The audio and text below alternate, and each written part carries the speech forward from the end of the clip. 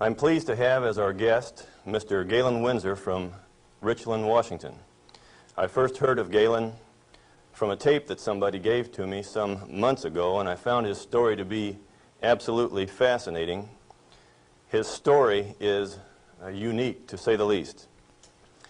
Galen has been in 77 different cities in the last 2 years lecturing on the subject of nuclear energy. The majority of his life, the last 35 years, he spent processing plutonium from nuclear reactor sites. He has worked in the Manhattan Project facilities in Hanford, Washington, Oak Ridge National Laboratories and Nuclear Plant in Oak Ridge, Tennessee, General Electric's Midwest Fuel Recovery Plant in Morris, Illinois, General Electric's Fuel Fabrication Facility in San Jose, California, and Wilmington, North Carolina. And he's worked in every major reactor decommissioning project around this nation up to this present time. His major work in these projects has been the analytical process inventory control, which means that he was responsible for measuring and controlling the nuclear fuel inventory for these projects. Galen Winsor has few peers in the world in this area of expertise. And those few peers admittedly know and agree with the things that you'll be hearing on this tape. However, except for 2 or 3 of these experts, they've all chosen to remain silent for reasons which they only know, leaving this man then the burden of leading this lonely battle of exposing what we call the nuclear scare scam. He's without question one of the world's foremost authorities in nuclear radiation measurement, and he's recognized by members of the Atomic Energy Commissions of all the major nations of the free world. Mr. Galen Winsor.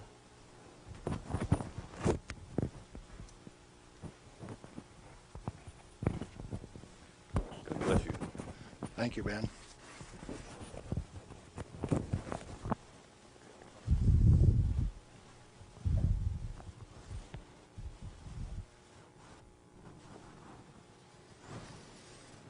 We've been considering today how best to approach this subject so that you would feel comfortable with where I am.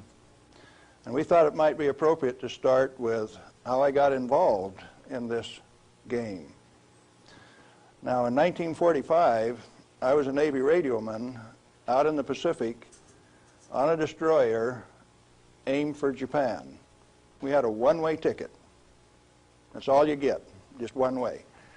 So, as we were becoming proficient at our business of fighting war, the Manhattan Project caught up with us and did a job. Now, the weapon that was dropped on Hiroshima, Japan in August 6, 1945 was a U-235, fully enriched U-235 weapon, where the material was separated and purified in Oak Ridge, Tennessee. The one that was dropped August 9th on Nagasaki was a plutonium weapon made at Hanford. But to those of us out in the Pacific, it was quite interesting. It had a ticket on it that says, "You get to go home." I was impressed. Now, I was stuck out on Guam after the hostilities quit and was running a radio broadcast that communicated with 4,500 ships west of Pearl Harbor. Quite a few to listen to every dot and dash that I made. So I was used to having people listen to me. They couldn't see me, but they could sure hear me. I had all of the good messages that were to come to them. Fleet movements to Red Cross messages. They came along one day and says, "We'd like to have radiomen to go down to Eniwetok for the atomic bomb tests." Not me. No way. I want to go home. So they went through and they took every third radioman to go to Eniwetok. I didn't go. They let me come home. But I wanted to go home. I had a driving need within me that says, hey, that big firecracker, I want to know how it works. I want to know everything about how it works.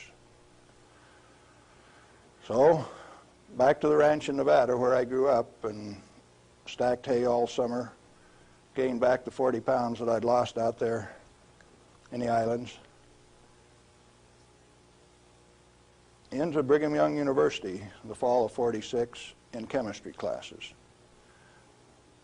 Dr. Joseph Nichols could make an old farm kid like me love chemistry.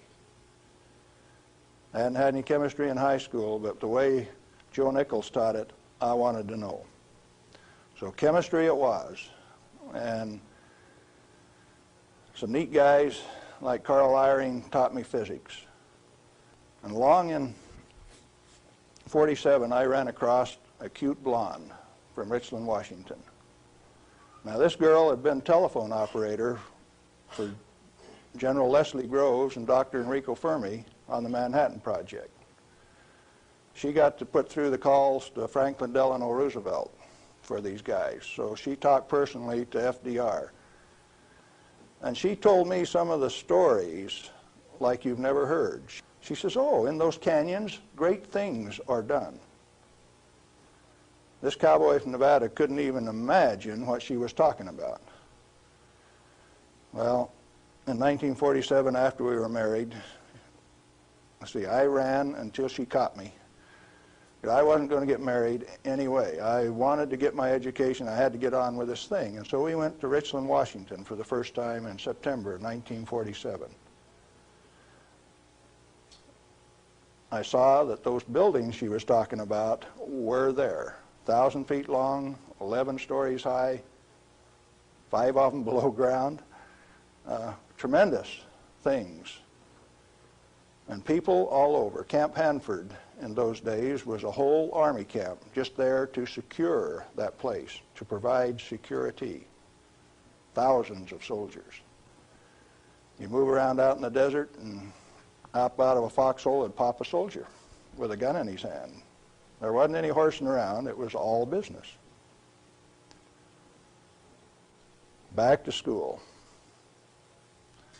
In 1950, I applied for a job up there before I had graduated, and they were in such bad need of chemists, I had a job before I had my degree. And so the last year of my chemistry, mostly English, I did on a bus, riding 25 miles to work in the morning and 25 miles back at night.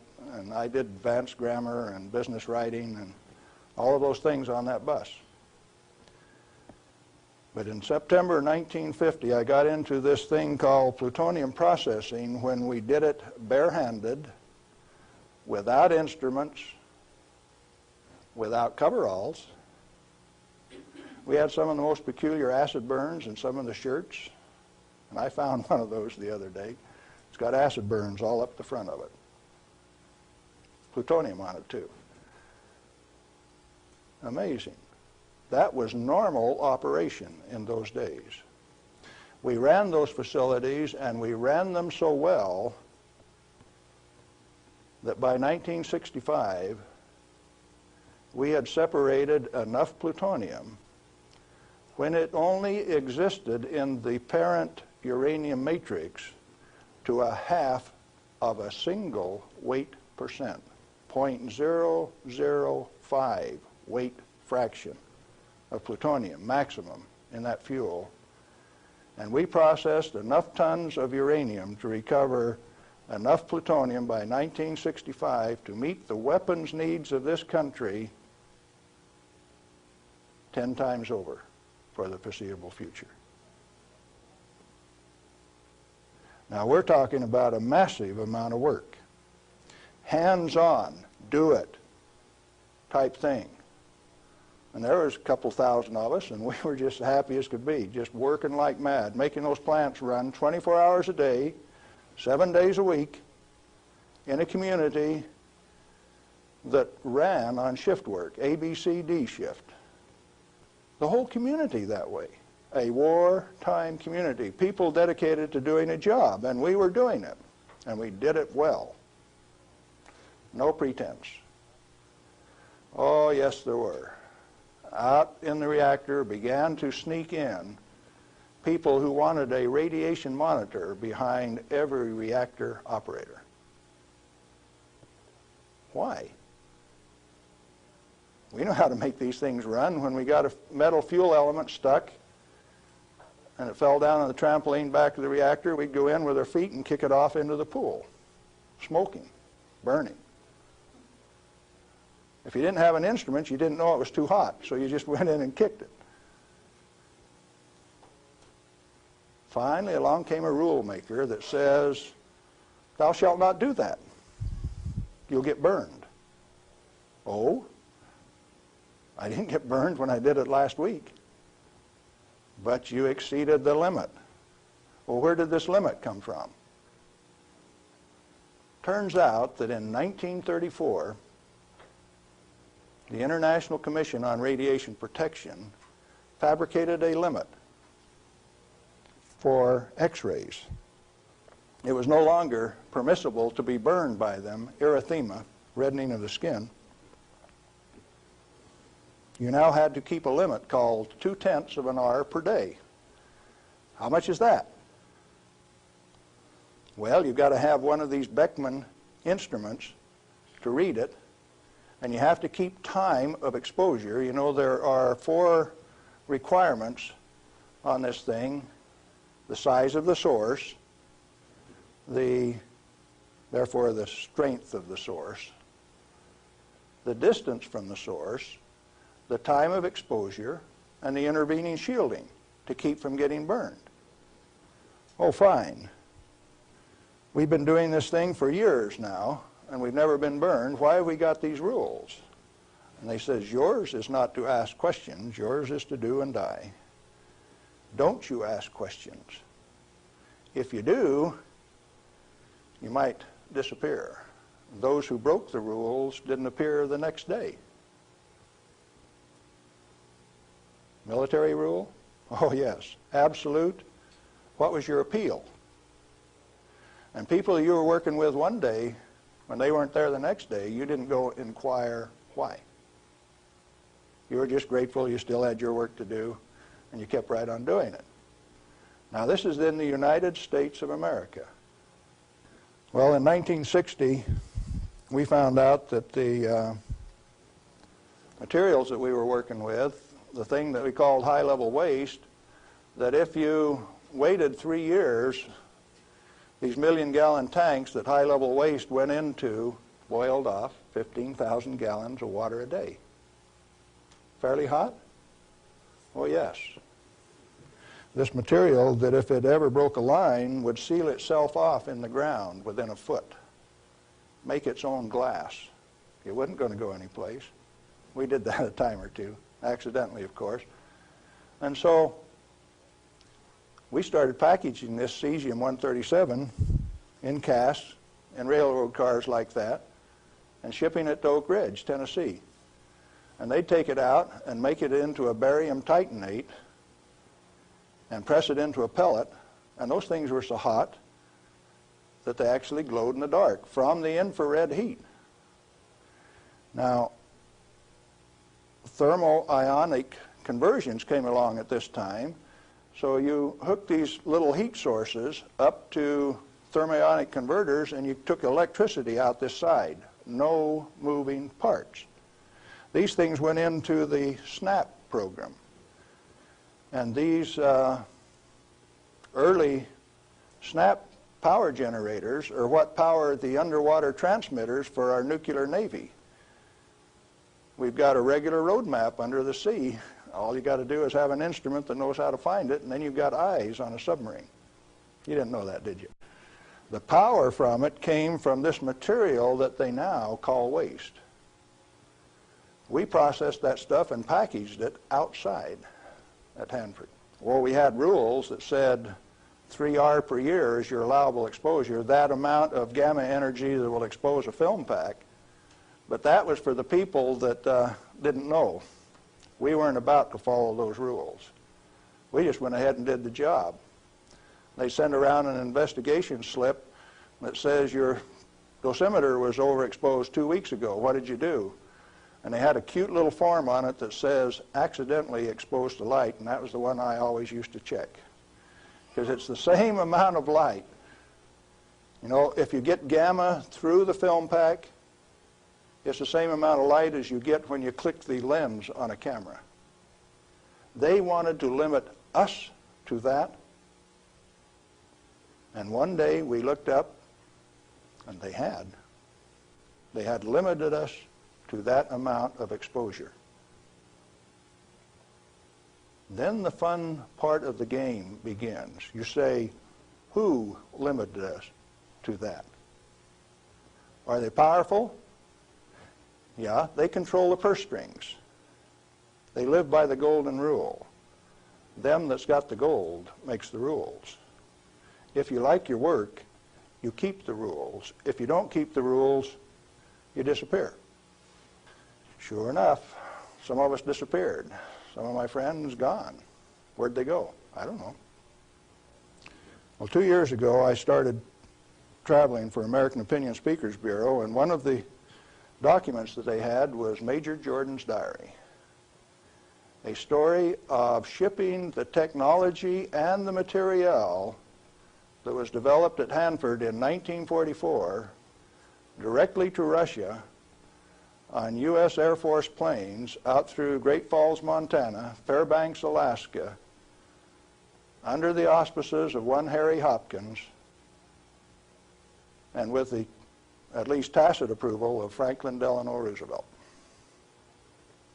Now what are you going to do? That thing that we had been doing and feeling so good about had been shared at no expense with Russia. You go back and you check the record and you find Russia did not develop their own nuclear atomic weapon until 1949, even when we supplied them the material and the knowledge. 4 years after we touched them off at Hiroshima and Nagasaki. We weren't happy with that. We were just happy doing our job. Well, in 1965, General Electric was ready to leave Hanford. I'd worked for General Electric for that 15 years, and they took me out to California, San Jose, and we had in mind to design and build this nuclear fuel reprocessing plant at Morris, Illinois. They told me they were going to build it at San Luis Obispo. That's how they got me away from Hanford. But that was just to get me away from Hanford. I got to design the sampling analytical system for this plant. The sample cell was the hydraulic heart of this place. I got to dictate where they put the columns, how high the columns were in relation to my sample cell. One man standing in front of a lead glass window could sample any liquid stream in that whole plant.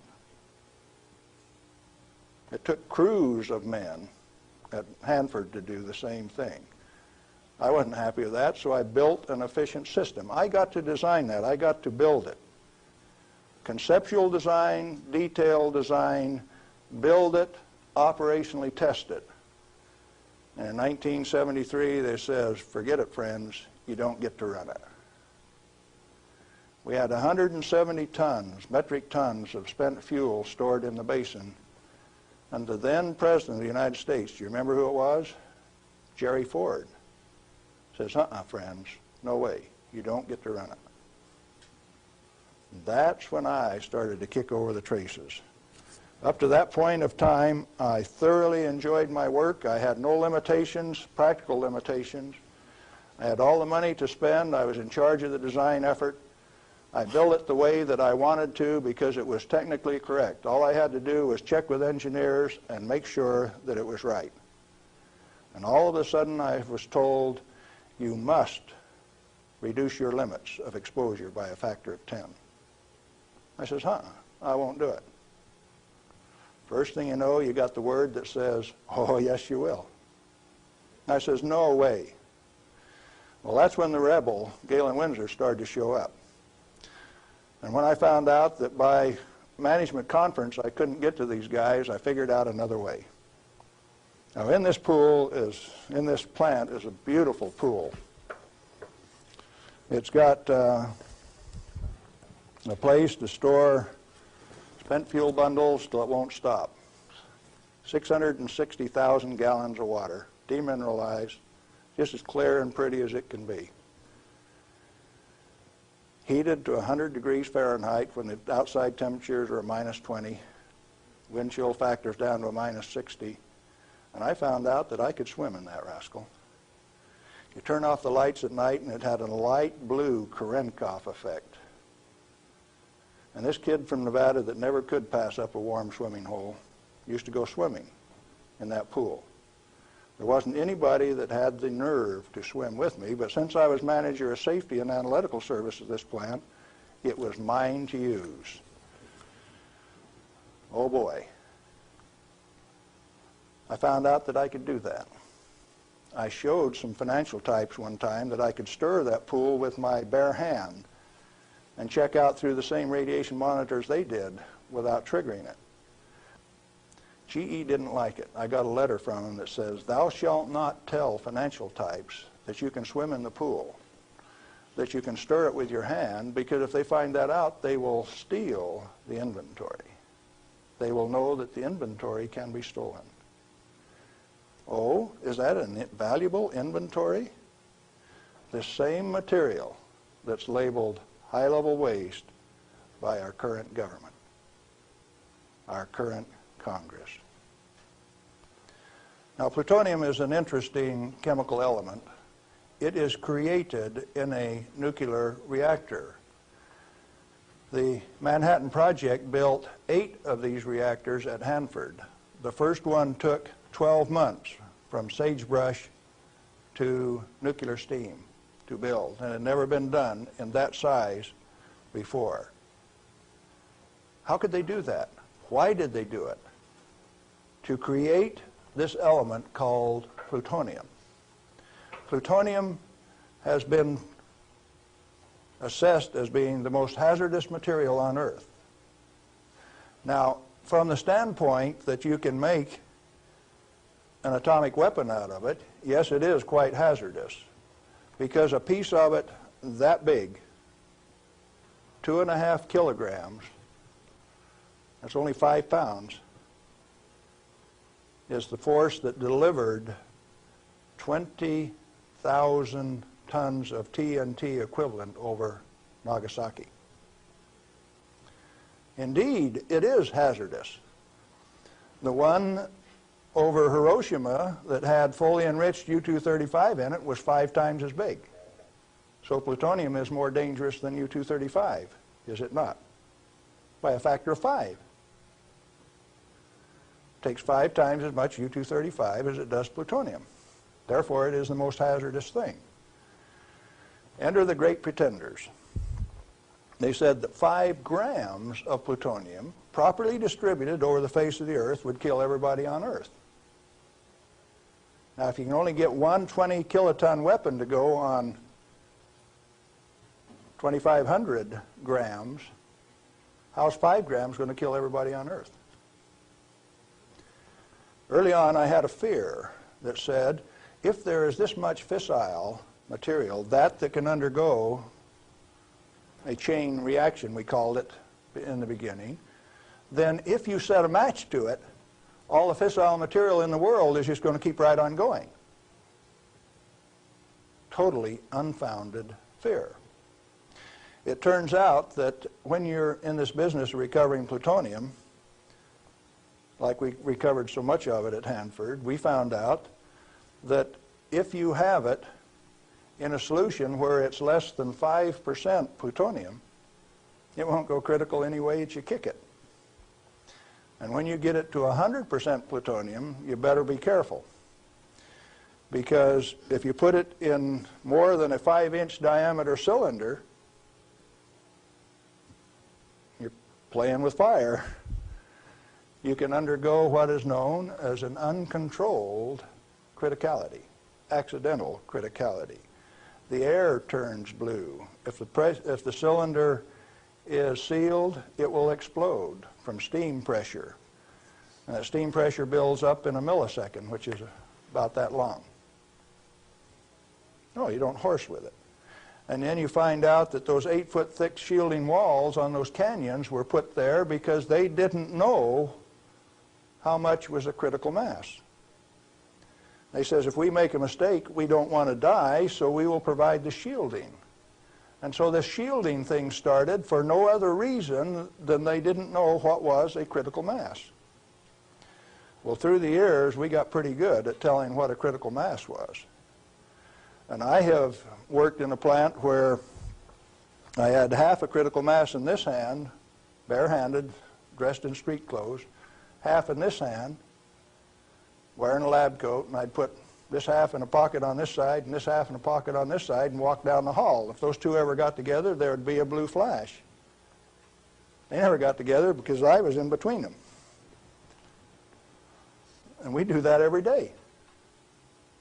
And each half had to meet definite dimension characteristics. And so we'd take them down and pass them one half at a time, and they'd measure it and say, yeah, that one will pass. And then we'd pass them the other half, and that one will pass too. But they were carefully put in separate bird cages so they couldn't get together accidentally. Well, those of us who worked with it enjoyed it. We knew what we were doing. We worked at it. When the President of the United States decided not to operate that fuel reprocessing plant, I started scrambling to find out what was going on. Many things had been done in the name of health and safety. Don't get burned. You got to have a safety record. You have to be safer than anybody else. We were already safer than anybody in the whole world. Well, you can't afford to get burned with this. You've got to enforce the limits. You've got to keep it. And I says, hey, that's not what the ball game is at all. I'll bet you the ball game is something else. And in 1982, when the Congress passed the Nuclear Waste Policy Act of 1982, a guy by the name of Mo Udall, I don't know whether you people in Arizona have ever heard of him or not, authored that bill. It's called the High-Level Waste Disposal Act of 1982. The material he called waste is the reusable uranium fuel that I had been working on for 32 years. Needless to say, Mo Udall and I do not agree on whether that material is waste or not. The name of the game then is, who owns the plutonium and how much is it worth? The government says, bury it 3,000 feet deep in basalt, and we'll hold a contest among the states to see who gets to bury it. Oh? Why do you want to bury it? Did you ask the owners? Who is the owner of the plutonium? May I submit that it's most likely the nuclear power ratepayer. He is paid for the mining, the fabrication of the parent uranium, power generation, and is being charged in advance for its burial.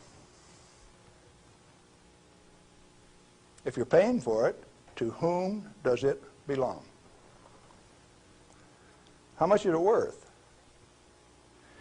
In inflated dollars, a ton of reusable uranium fuel contains useful metal isotopes worth upwards of $10 million a ton.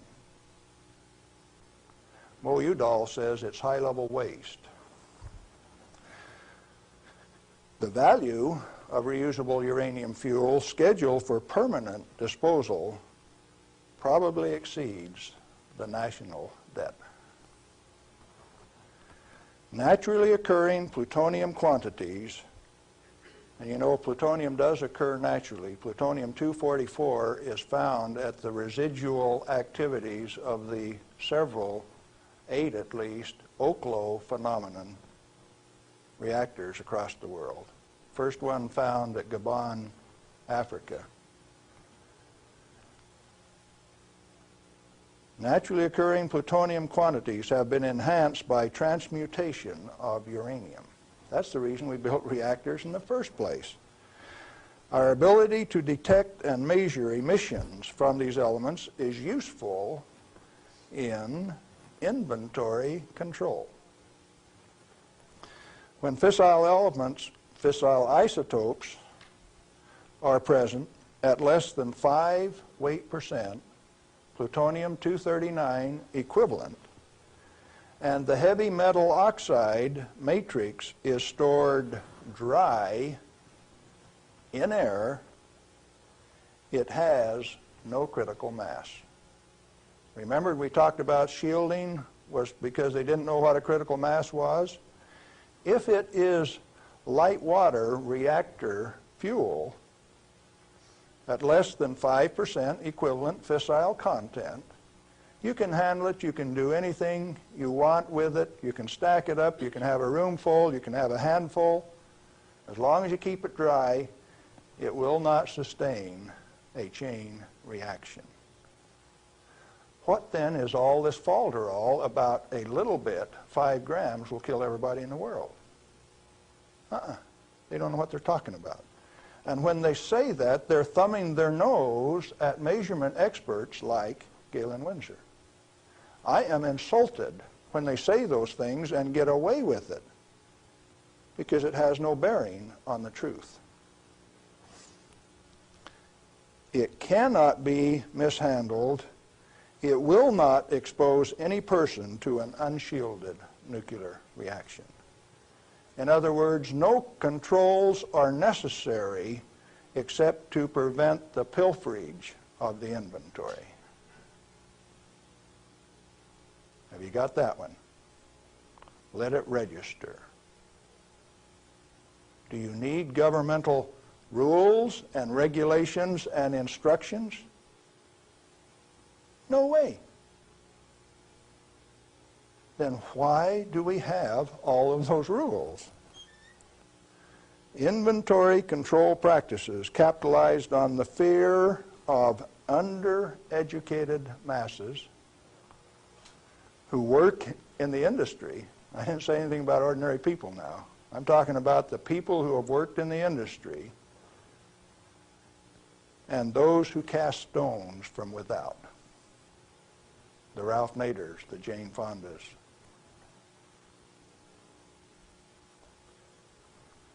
Now, it doesn't take you much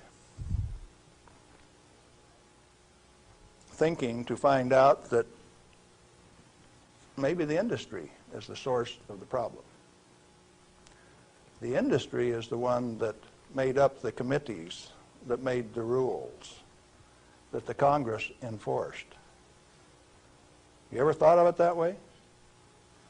The strangest kind of feather bedding that's ever been dreamed up, it makes the railroad engineers look like pikers. The only amounts of fissile process materials that are of health concern to the handlers are those that can accidentally cause an unshielded nuclear chain reaction, or that will cause erythema from the shortest wavelength, highest frequency, and therefore the most easily shielded ultraviolet light emissions of the electromagnetic spectrum. Big words. Let's see what they mean. The emissions from uranium, plutonium, cesium, all of those things are only important if you assemble an amount that if you get this amount and this amount together, it can go critical. You can get a blue flash and therefore get burned. And that's happened 34 times in the business, and 8 men have died as a result of that. Accidental criticality. Documented in Los Alamos document 3611, if you want to check the source. Or if you've got enough of it together that it's giving off ultraviolet light of this particular wavelength and frequency without any intervening shielding, enough to burn you, sunburn you, erythema, reddening of the skin. If it's less than that, if the effect is less than that, then what is the problem? Excessive government regulation. That's what's the problem. Tritium. heavy water. Deuterium is hydrogen 2. Tritium is hydrogen 3. If you let an inventory get away from you, what's going to happen to it out in the biosphere? Nothing other than it will become diluted and join the naturally occurring inventory of tritium, because tritium is created in the upper atmosphere by sunlight. We have a natural inventory of tritium.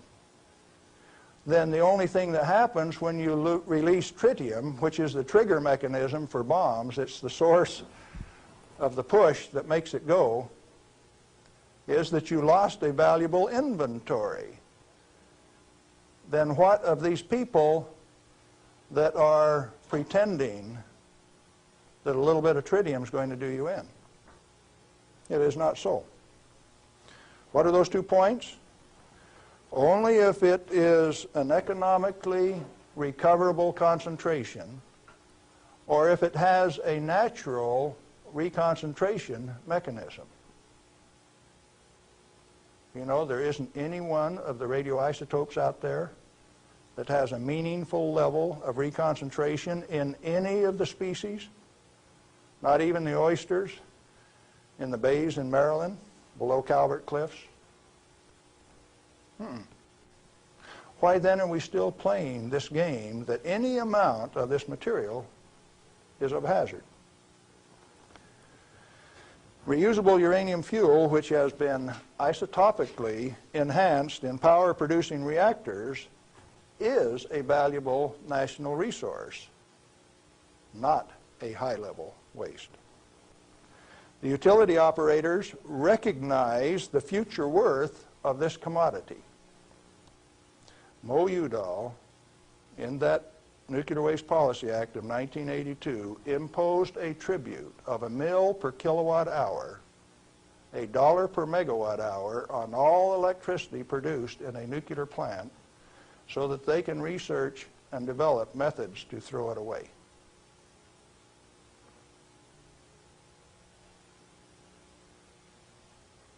Why do the utilities willingly pay this amount to the Secretary of Energy?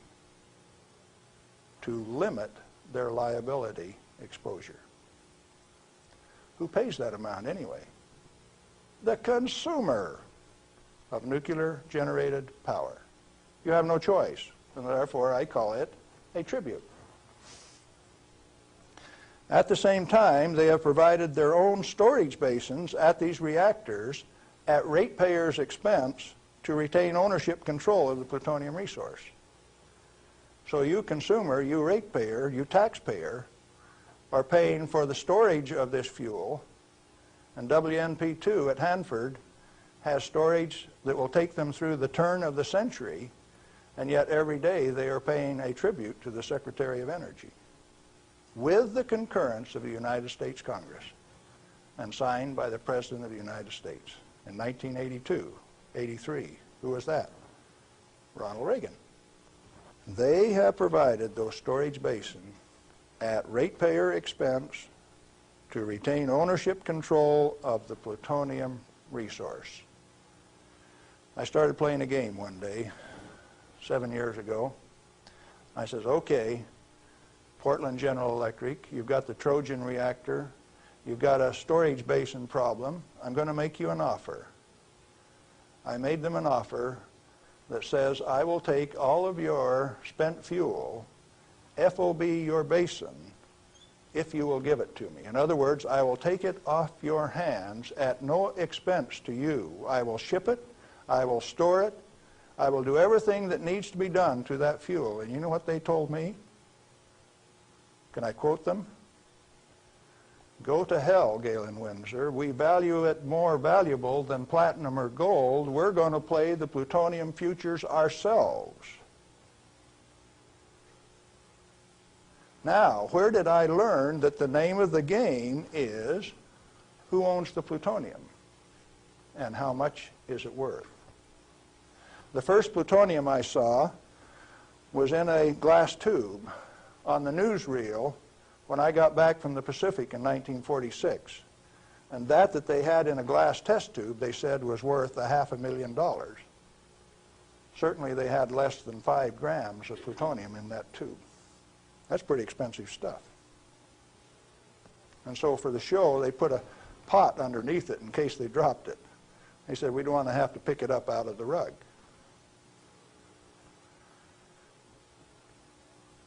When it was decided for us not to operate this plant, plutonium was guaranteed on buyback by the federal government at $43 a gram. That's quite a price drop, don't you think? When that price guarantee went away in October of 1971, the price of plutonium became $10 a gram. It steadily went down to where its present worth on the market is a minus $2 a gram per year. That's what it costs you to hold on to a plutonium inventory on a material that has been declared worthless by the utility owners and rubber stamped by the Congress of the United States, and they're spending billions of dollars digging a hole in ordinary rock so that they can throw it away, dispose of it. Okay, what are you going to do with it? Reusable uranium fuel may be properly stored in air-cooled, dry storage in a cost-effective manner. Nuchem in Germany offers this immediate and long-term option as a necessary and safe step prior to reprocessing. They're doing it in Europe. At least 4 regionally located facilities are available in the United States where this concept can be used right now. Barnwell Nuclear Fuel Plant in South Carolina, Midwest Fuel Recovery Plant in Morris, Illinois, this one, Nuclear Fuel Services in upstate New York, and Redox Processing Plant at Hanford, Washington. These fully shielded, already radioactively contaminated storage areas have secure, limited access. All have been operated under processing conditions of 10 CFR 50, and the MFRP has a 10 CFR 70 storage license, the only licensed storage facility away from a reactor in the United States. It singly, all by itself, is capable of storing all of the reusable uranium fuel that needs to be moved away from power reactors for the remainder of this century. We had that storage designed in 1975. Had the approval of the design. Why then are you spending money over here in New Mexico on the waste isolation project? Why are you spending money at Hanford at the basalt waste isolation project? Why are you spending money at Beatty, Nevada for storage when I can already store it in this building that's already built? I just named you 3 others that can do the job all by themselves too, and I know where there's 14 more buildings that can do it. What are we going to do? Redox and other excess facilities at Hanford are capable of dry storing all commercial REF until plutonium recycle, at least through 5% enrichment, is reestablished, or until the 22nd century, whichever comes first. RUF can be cost-effectively stored in existing facilities. Where does Mo Udall came off then, saying that you cannot use this plant for its intended purpose unless it is owned by the United States government. He has said that. The waste isolation projects are politically mandated wasting of national energy and construction resources. Plutonium proliferation by diversion of stored reusable uranium fuel is of minor importance compared to global availability of fully enriched uranium by laser isotopic separation. Let me explain that last thing that I said. Jimmy Carter said you can't ship plutonium to India but in the same paragraph said you may ship them fully enriched uranium. Oh, Jimmy Carter, that peanut brain, what did he just say? He says that when the Israelis took out the reactor in Iraq, they had fully enriched uranium from France, and they says those rascals, those Iraqis, are going to take that fully enriched uranium, put it in that reactor, irradiate it to plutonium, and therefore have to recover the plutonium in a plant like this, and we stopped them when the fully enriched uranium makes a better weapon than the plutonium in the first place. Now, when the President of the United States says things like that, and when the press gives it credibility, I get insulted. And right after I get insulted, I get angry.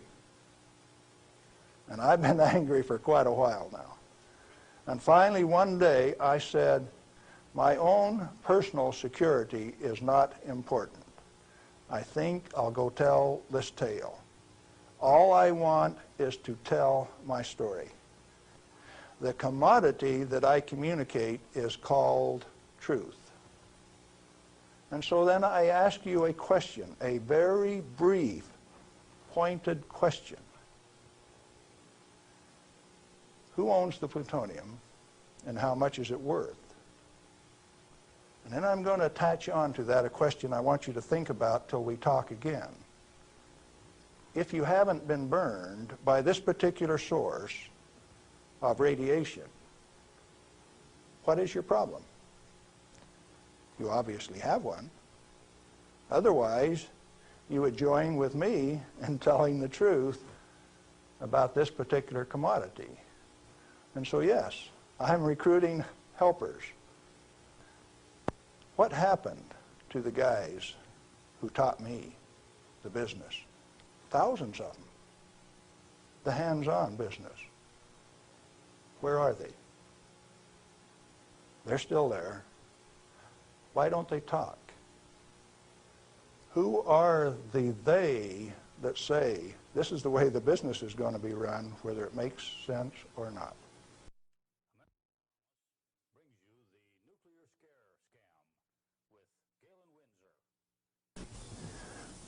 We're back with Galen Winsor, and we're talking about the nuclear scare scam. Galen, it seems to me that from what I've heard you say that the scaring of the people is better than a lock and key to keep this stuff out of the hands of those who might be interested in investigating and keeping this valuable material hidden for just an elite few. This is probably the way that it works best. And so then the secret was to keep from letting other people know that it could be handled, because, first of all, we weren't accepted by the community, and the materials that we were working with, they feared. But there were certain few people that realized its real worth, its potential to be used in ways other than to support our national defense. Let me ask you a question, Galen. Are you worried about do you have reason to be worried about your personal safety? Because the kind of people that you're describing here are powerful people. I wonder, you're still around, I wonder how much longer we can expect you to be in this game. Well, on the 13th of December last year, the NRC, Nuclear Regulatory Commission, Region 5, turned out a federal SWAT team to get me on a federal warrant issued by Bob Thomas out of Walnut Creek, California. It was kind of funny in a way. They turned out this federal SWAT team at Hanford, and they had my picture, and alongside it says, "This is an irrational individual. He poses a threat to our security. Take him at any cost." Now, the reason that I'm still here only has one logical conclusion. I have lots of help. Well, you've told us about how that you and others of your friends and colleagues have handled many times this so-called deadly nuclear energy material that the whole world is so scared of.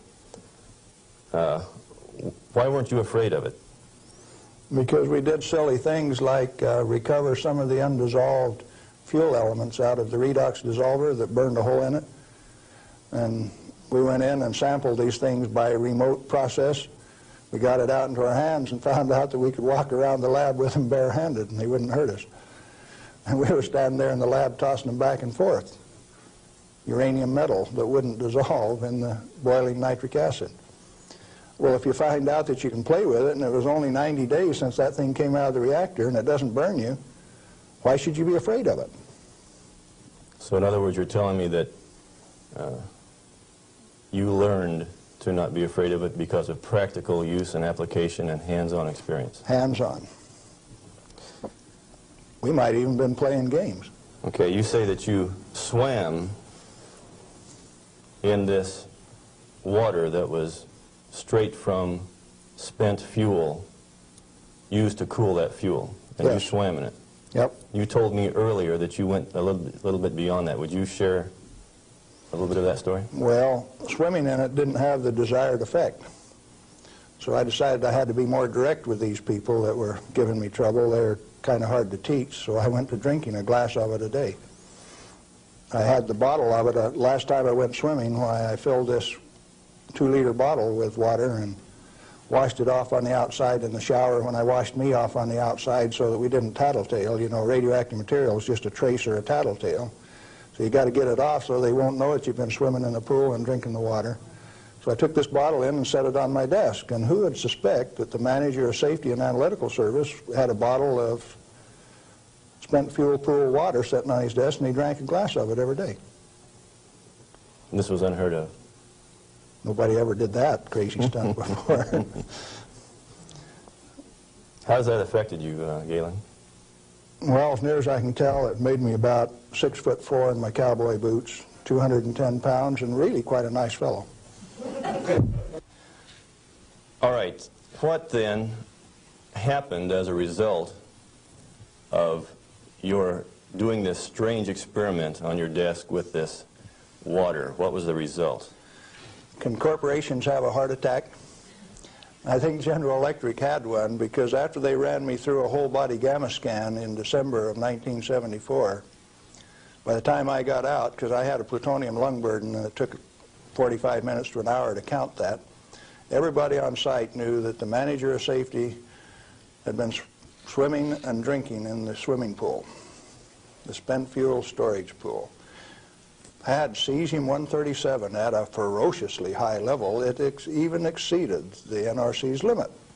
And I'd been drinking it. They knew the fat was in the fire. Now, where do we go from here? Well, first of all, I got a poison pen letter from the people in San Jose. And he says, "Thou shalt not do those things. They'll find out that the inventory can be stolen." Well, that didn't sit very well with this cowboy, because nobody tells me what to do, particularly when what I do is right and hasn't harmed me. Who are they to tell me what I want to do? It just didn't sit very well. I was going to do something about that. What was your motive in this? Correct information. As an expert in the measuring system, why, it was very obvious that I knew the parameters of inventory control, the disintegration rate of each of these isotopes, how to measure them. That's how we regulated our inventory. And to have these rascals come along and start playing games with the information that I was very expert in, that I had designed the analytical system for this plant around, disturbed me a little bit. No, it made me fighting mad, and I got angry. And I have to admit, in retrospect, that for the next 5, 6 years, I was more than angry. I was hard to live with. Just ask my wife. Well, in your estimation, then, how dangerous is a nuclear reactor plant? A nuclear reactor plant is just a way to boil water that's the cleanest, neatest, most economical way to boil water that you've ever seen. And so, in my estimation, nuclear reactors ought to be insured under the same insurance policy as any other steam boiler plant, power generating plant. And to have special consideration under the Price-Anderson Act means that the insurance industry has already paid off the Congress so that they can have a ripoff, charging ever in higher and higher insurance premiums, total coverage much, much greater for a non-existent risk. What a racket. Can a nuclear plant explode? Only like any other steam plant. Like Laughlin, Nevada had a steam explosion. It's a coal-fired plant, but 6 men were killed there last year. That could happen at a nuclear plant, but as far as an atomic explosion, good heavens, no. No way. What kind of accidents can actually happen at a nuclear reactor generator plant? You could lose your moderator and the reactor would shut down, the control rods would stick in and you wouldn't be able to start it up. You might do several things that would invalidate some of the safety controls. For instance, an emergency core cooling system. The only reason they put ECCS on a reactor is to destroy it. When you start these big babies up, because they're so big, you only warm them up 50 degrees an hour.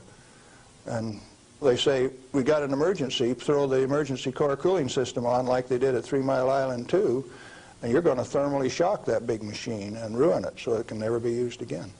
Let's talk about 3 Mile Island. What really happened there? We've heard all kinds of stories about meltdown, and they made movies on it that this meltdown could melt right through the earth, clear through to China, and we've seen a lot of scare stories. What really happened at 3 Mile Island? Do you know what really happened there? Yes, I do. I followed that one very closely. In fact, I know the guys personally who wrote the script for China Syndrome and also wrote the script for the 3 Mile Island fiasco. Dale Breidenbaugh, Dick Hubbard, and Greg Miner, who used to work with me at General Electric, are the MBH associates that wrote that China Syndrome script. And not only that, remember that was the time China Syndrome came out, Jane Fonda starring. 14 months ahead of the TMI-2 accident, it was predicted in writing in New York State that that accident would happen 1 year from the date that that 3 Mile Island 2 reactor started up.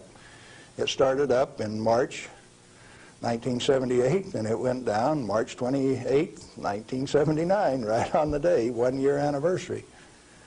In other words, with 14 months advance notice, the industry still went along with the sham. Nothing happened there except that the owner, the operator, and the regulators conspired to turn it off. What melted? The top of the fuel rods, the third time that the core got uncovered, due to internal pressure, blew the top off some of those rods. They've got Inconel springs in them to keep the pellets, fuel pellets, from vibrating when it's running. Those things are under compression, and when they reduced the outside pressure and the fuel rods were still hot, it blew the top off some of those fuel rods. The fuel rods in TMI-2 are internally pressurized to about 1200 psi with helium gas so that they don't reverse dent when they're hot and running for 5 years. And when they drop the outside pressure, why, that internal pressure with those hot rods blew the side out of some of those rods at the top. But melting, the fuel is already an oxide ceramic. It is a pellet. It's been pressed into a ceramic. When you pick it up and feel it, it feels like metal. It's pressed so very, very tight, hard. And so, no, the fuel didn't melt. The China Syndrome is a scriptwriter's fantasy. Right here, I ought to tell a story, I guess. See, I spent 3 weeks on the island in March of 1981, the 2-year anniversary of this particular, quote, accident. And Tom Hall, who stood alongside Enrico Fermi when they pulled the control rods on 100B in October 1944 at Hanford, and I were delegated to go to the island and find out what happened, and so we did. We went over all of the records and everything else, and there, as we could tell from performance records, 51 thermocouples, for instance, only one of which went over 1,000 degrees Fahrenheit.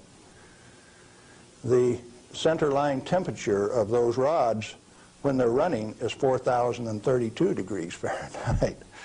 And so they say things like over 50% of the core was greater than 4,000 degrees. Yes, it was. If it wasn't running at 100% power. So they take that kind of information and bugger it all up so that you don't understand what's going on. They give you a little bit of it. Well, the worst joke that people could dream up, and they says, do you know what the NRC's worst nightmare is? No, I don't know what that is. Galen Winsor and Tom Hall in the TMI-2 control room for an hour by themselves. You know why people that know laugh? These crazy guys from Hanford would have started that baby up and showed that it would run. We'd have started it up, and they were afraid of us. So there was no accident at 3 Mile Island? No, they did it on purpose. Shut it down. Very interesting. Can nuclear radiation cause mutation in people and animals?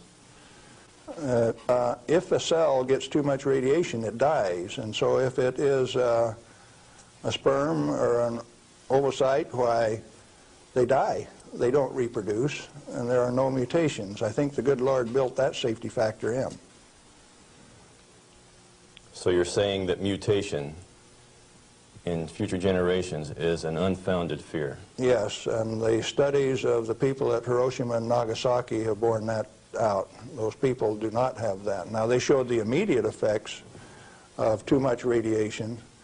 The women who were pregnant showed, the embryo showed the effects of very similar to rubella, measles.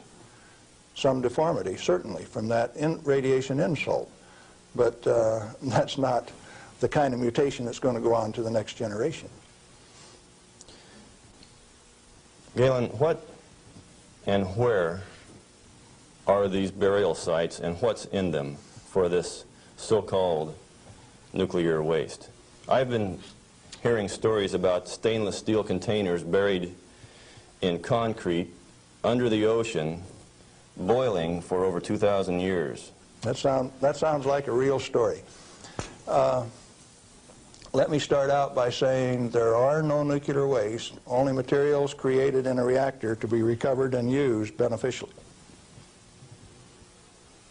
Now, high-level waste is radioactive and self-heating. And so fuel, reusable uranium fuel, fits that definition.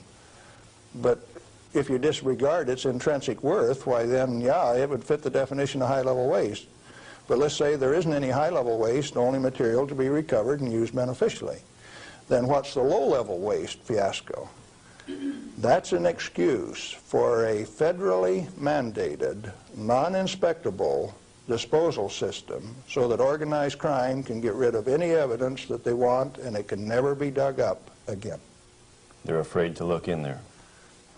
Not afraid. They don't want you to. They've got rules on the transport so that if you have an accident with a low-level radioactive waste shipment, why, you call out all of the state police and you make sure that nobody looks at it, that nobody gets exposed, that there's no spreading of the contaminated material. And it's also that you don't find out whose body's in that drum. The situation got so bad that the smell of human flesh was so great that they made it so that you could ship animal biological waste in refrigerated vans so that it wouldn't stink up before you got it buried. What is then in these low-level or high-level or whatever containers under the ocean? Nothing. But if you see, they were one time dropping barrels of radioactive waste off barges in the ocean. Do you know what was in them? Not high-level self-heating radioactive waste. Probably had a few bodies and a few guns and a few knives and a few evidences in them too. If you drop them in the ocean, they are truly disposed of. So you know there's an international trade in that right now? You can't do it in the United States, so they transship it across the ocean to South Africa, and they can bury it offshore. So what is in those drums? Well, that's what you're telling me then, that I needn't worry about boiling drums under the ocean for 2,000 years. No, no way. Thank you. I'm glad to know that. Well, one more question, Galen. What do you feel like a good portion of these men in Congress know this already? I know they do. I went there 4 years ago and sat down with the Senate legal staff and told them my hour-and-a-half-long sad story, and Sam Bollinger one of the lawyers stood up and he says, Galen, if I understand you right, why you want us to have President Reagan snap his finger and make this thing come up straight. And I says, hey, Sam, terrific. Go ahead and do it. He didn't take that challenge. He says, no, I'll tell you what, Galen, industry likes it the way that it is. I said, Sam, you really know how to hurt a guy. And he says, well, if we change it, what are we going to do for an encore? Yeah, they're fully aware that this thing goes on as far up as the President of the United States. It's the way that industry wants it. The industry is its own problem then. So the question is then, what is the industry? What is the real story here? Is this an industry of nuclear energy? The industry has been ripping it off for years and years. In 1975, we knew that large nuclear reactors were dead, that large is not the way to go. The way to go is small, mass-produced nuclear reactors sitting right in the middle of town, one every 10 blocks, producing power. We haven't built a reactor right yet. It's time that we do it. Why haven't we? Because of a federal energy cartel. These guys control the amount of electricity, the availability, and the price. And they say, you do not have a choice. I have a choice. I'm going to take one of those decommissioned nuclear subs up in Puget Sound, refuel it, and generate my own electricity. Save the government $5 million because that's what they want to throw them away. I will use it for my own power plant. Quinn Millian up in Omak, Washington, and I are moving on that, and if one of these days I hook one of them up to Pier 91 in Seattle, don't be surprised. Well, good luck.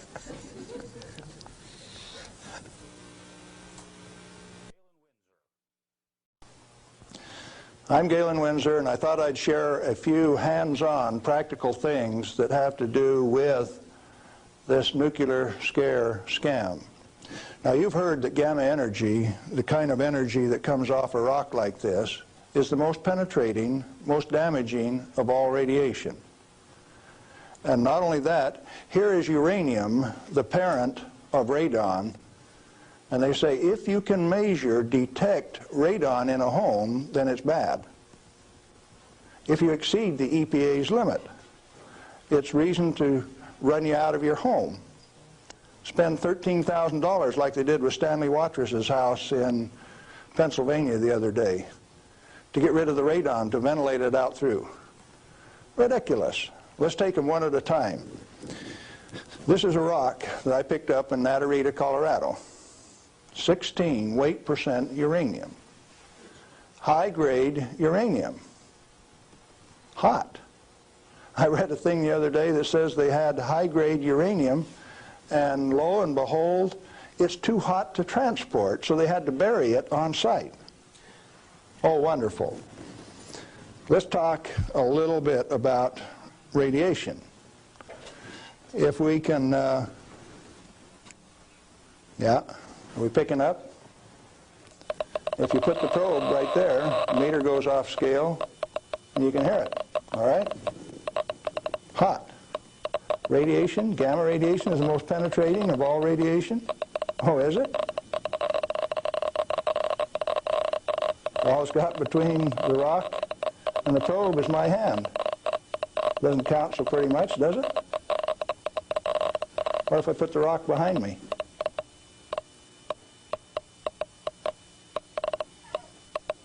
You don't suppose they've been lying to you, do you? I suspect they have. Well, let's do a little bit more. I got a black bottle. This stuff comes in white bottle. A bottle of no-dose. You can send children down to the drugstore to buy no-dose. All they need is money. In this are 660 white caffeine pellets. And this one is uranium oxide, U3O8. You can't buy it for love nor money. The state of Washington sent 2 of their Gestapo agents over to my home to confiscate my uranium samples on the 17th of December last year. Got a challenge. I'd like to have somebody in the room volunteer to take all of this bottle or all of this bottle. The only things I'll tell you is that one of them won't hurt you and the other one will kill you. Do you want the white stuff or the black stuff? White stuff? You do. There's enough in there to kill 4 men your size. The government says we got to ban this material. It's radioactive. Let's check it in the bottom of the bottle. Not very radioactive. Let's take the cap off. Oh goodness, very radioactive. This instrument will only count gamma, energy. It's just energy. Light's coming from those lights, only you're getting lots of infrared from the lights as well as ultraviolet. Energy response, and it's very carefully damped to only discriminated so it only gets the energy that comes from this. I don't want it to respond to a light, just to this. It cost me $1,000 to get an instrument that will just respond to this and not to that. This is radioactive by any definition. Radioactive material giving off radiation that is read by an instrument like this. The daughter of this, radon, cannot be read on this instrument because it gives off alpha particles. An alpha particle is a dye-positive particle that comes from the nucleus. It has 2 protons and 2 neutrons, therefore an atomic weight of 4, and it's minus 2 electrons. And if you grab it with a high ionization potential counter, it'll count. But if it travels 2 inches in air or through a piece of paper, it picks up 2 electrons, 2 beta particles, if you will, and becomes helium gas, and it won't count on an ionization chamber. Did you know that this thing right here is giving off helium gas?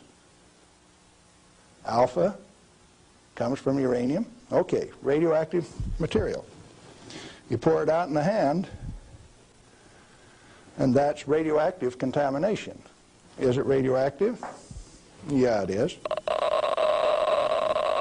Very radioactive.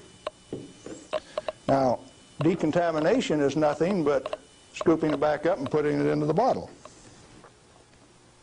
I just now decontaminated my hand.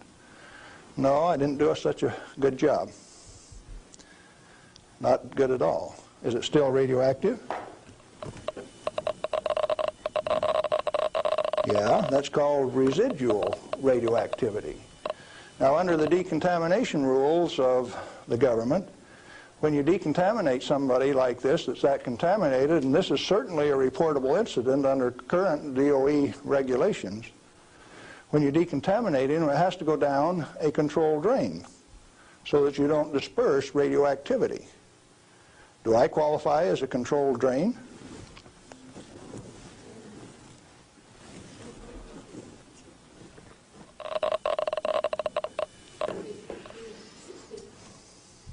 That material that I just ate is not soluble in body fluids. Like it's been this. It was fired originally at 940 degrees C, where it becomes U3O8. Known in the industry as HCl insoluble. In other words, it will not dissolve in concentrated hydrochloric acid, hot. Your stomach has 10th normal hydrochloric acid in it, so it won't even dissolve. The stuff is so fine that it has no texture to it. Doesn't even feel rough. So it's tasteless, odorless, has no texture. How is it supposed to hurt me? Because I've been eating this on lecture tour for 2 years, the state of Washington felt it necessary to confiscate my uranium samples so that I would be safe. Dr. Fulton from the Hanford Environmental Health Foundation called up and he says, "Hey, I heard one of your guys OD'd on uranium today, Galen." And we talked for a little while and he says, "Oh, that was you." And I says, "Listen, I can eat all that stuff I want." He says, "It'll ruin your kidneys." "How are your kidneys?" "They're fine." "Well, you should have been chelated within 4 hours. And I mean, you guys are going to follow me around the country and give me chelating agents every 4 hours after I eat it on lecture tour?" He says, we'll give you any medical assistance that you need, Galen. We don't want anything to happen to you. I said, did that include turning out the federal SWAT team 4 days ago to get me? Where are these guys coming from? Well, here's a piece of metal. Density of 19.0. If you know your chemistry and physics, you know that there are only two metals that have that density: plutonium and uranium. Radioactive, pyrophoric, density of 19. Outside of a laboratory, most of you can't tell me whether this is uranium, plutonium, or a mixture of the two. Now, I said that it's heavy, and it is. Let's see if it's radioactive. Yeah, it is. Pyrophoric, what does that mean? Pyro, fire. Black on the end. The spark that just came off there is pyro, fire, burn. If it's plutonium, I just contaminated this area of Arizona in excess of the EPA's limit for 1 square mile of surface.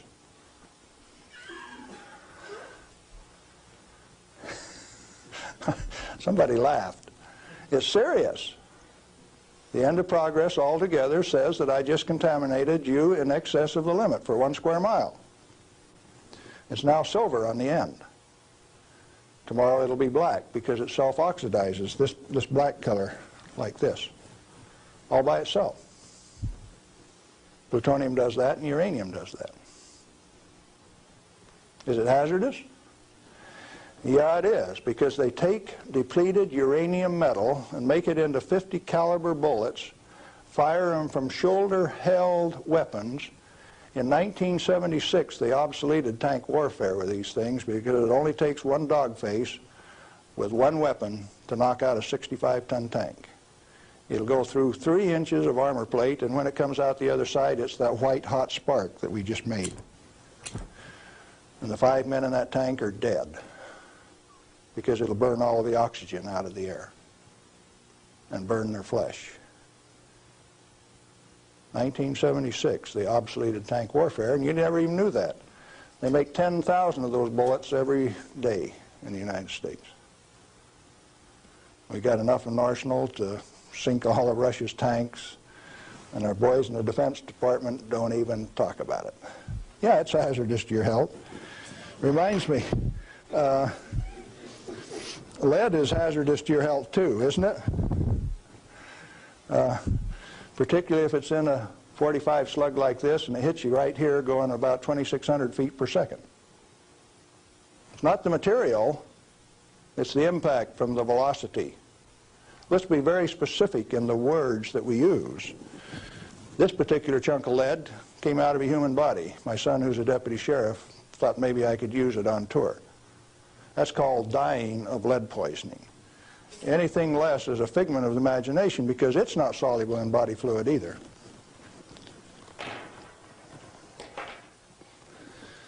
This is a pellet of cobalt-59. If you put it in a reactor into a neutron field, you can convert cobalt-59 to cobalt-60, which gives off a gamma. It becomes the source that doctors use to irradiate patients to 7,000 Roentgen for one patient. The total dose absorbed by radiation workers at 3 Mile Island in the last 6 years is something like 1,500 Roentgen. 5 times more given to a single individual in a doctor's facility. Now, do you know why I say that the federal regulations are absurd? And if you live by those federal regulations, maybe you're being absurd too? Now, a pellet of cobalt-60 this size got shipped by mistake to Mexico, got diluted into 5,000 tons of iron. Some of the reinforcing rod came up to Los Alamos, New Mexico, and they says, hey, that stuff's radioactive. Understand that this single pellet diluted roughly a factor of 1 billion was what they were reading on a detector like this at Los Alamos. And so they pulled back table legs that were in Spokane, Washington, made out of the same batch, because it was hot and radioactive and it would burn you. When the pellet itself could be held in your hand like that for a few minutes without it burning you. Now, Christ walked the earth 1 billion minutes ago. If I could stretch this pellet out into a wire and it went clear around the earth and right back here to Phoenix, 1 billionth of this amount is 1.7 inches of that wire so stretched out. Stagger your mind? It ought to. Now, let's try a little game. The EPA says that 5 picocuries per liter of air is the limit for 222 radon.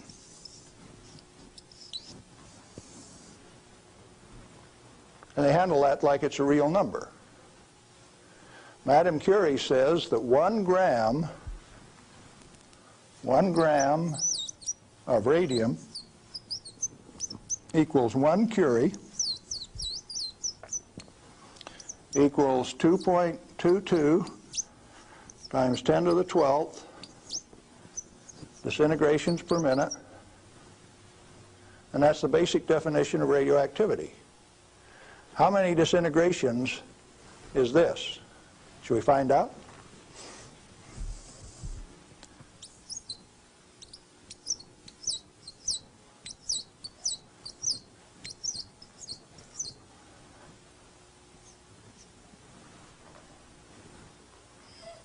And the EPA, in its wisdom, says that 11 disintegrations per minute from 1 liter of air, you have exceeded the limit.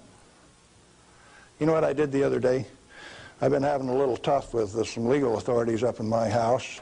So I took one of these bottles of uranium like this, and I dissolved it in an Erlenmeyer flask with nitric acid.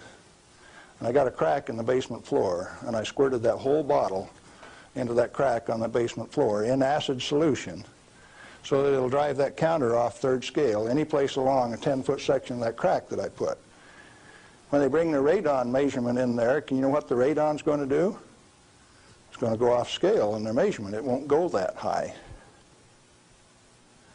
If Watrous' house with 17 times this limit in it was caused to spend $13,000 and give it national TV coverage, press coverage, think what Galen Winsor's house is like.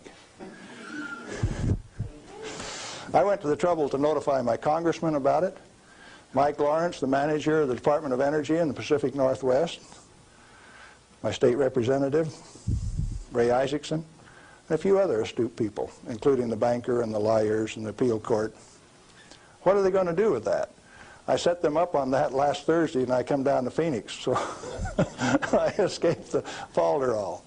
What I'm saying to you is that the federal regulations are absurd. The congressman that put them into place ought to be fired. They ought to be sent home. The regulators, what do you do with them? Quit paying them. The taxpayer, the electorate, elects those people to go out and do a job. Why do you continue to pay them when they're teaching you baloney? When they're putting in regulations that don't make any sense? Cut it out. Quit paying them, fire them, send them home. The term I grew up with says can them. Is it easy? Apparently not. You haven't got the job done. The majority of the Congress is irresponsible, amoral, atheistic, irresponsible. Let's see, how many more adjectives can I drum up? But that many. Let me tell you. We as the people sent a bunch of rascals out to the energy store with a signed blank check. And we say, hey fellows, if you run out of money, just go build us a good power plant. If you run out of money, come back and we'll give you another signed blank check and guarantee the payment out of the ratepayer's pocket. Tennessee Valley Authority has the most nuclear reactors of any outfit in the place. Not one of them has produced any power since last August. Browns Ferry 1, 2, and 3 in Mississippi hasn't produced any power since last March. And they don't plan on producing any power at Browns Ferry until mid-year in '86. At $1 million a day in lost power revenue per plant, and held off in the name of health and safety?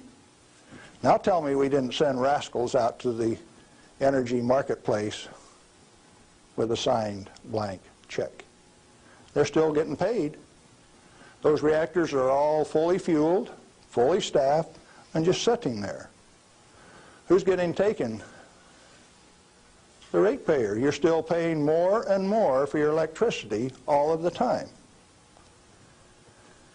Now, Bonneville Power Administration says that 57% availability is okay for a nuclear reactor. Maine Yankee is often run at 103% availability, which means it's running over nameplate rating. Enough days out of the year that its average availability is 100%. Bonneville Power Administration of the Department of Energy says that 57% availability is okay. That means that you can let those things set down 43% of the year, and that's judged as an acceptable performance on the part of the government. There's an obvious answer. Get the government out of the energy regulating business. Turn those plants over to people who will run them efficiently 100% of the time. When we put in zero-release containment, we started playing games. About the time that we proved that a nuclear reactor has no measurable impact upon the environment, that's when they bottled them up, put catalytic recombiners on them. Some of the reactors in Texas were designed not to breathe for 8 years at great expense. Why? When you bottle up a reactor like TMI-2 does, then you get radiolytic hydrogen, and indeed they had a radiolytic hydrogen burn at TMI-2. And they moan and they groan about that, and all they had to do was open up the windows and let the breezes blow through. You don't need containment on them. I'm going up to Colorado this weekend to meet with the Uranium Producers Association. And they're upset because the government is dumping uranium on the market and raising the price of the commodity that they get their bread and butter from. But what they're totally unaware of is that the Grand Junction Operation Office is going to issue a contract so that the new operator has a $25 million budget over the next 5 years, 80% of which will be spent for remedial action, where you take this material, dig it up. If you find it counts on a Geiger counter, you can have them come in and change out the whole front yard of your house, give you a new front yard, new foundation under your house at government expense. If you don't do it, they'll take you down to the courthouse, blacklist your property, so that you have to remove the radioactivity at your own expense before it can be sold. Now, do you know what I did when I took that uranium solution and poured it into the crack in my house? I set up the United States government, and that episode is about to be played. Did I do it on purpose? Yeah, I did, just like I used to dive into that swimming pool and drink that cesium-contaminated water. I found out that it doesn't hurt me. You need to find out that it doesn't hurt me, or you. In fact, the only reason for the existence of these big transcontinent distribution lines would be if they could compete with a small mass-produced reactor sitting in your backyard. Why don't they want you to? Because they are the federal energy cartel. They like to set the price, the total availability, and whether you can hook onto it, and if you don't pay your bill, cut you off. That's called power, domain, and control. And they like that. They do not want you to be energy independent.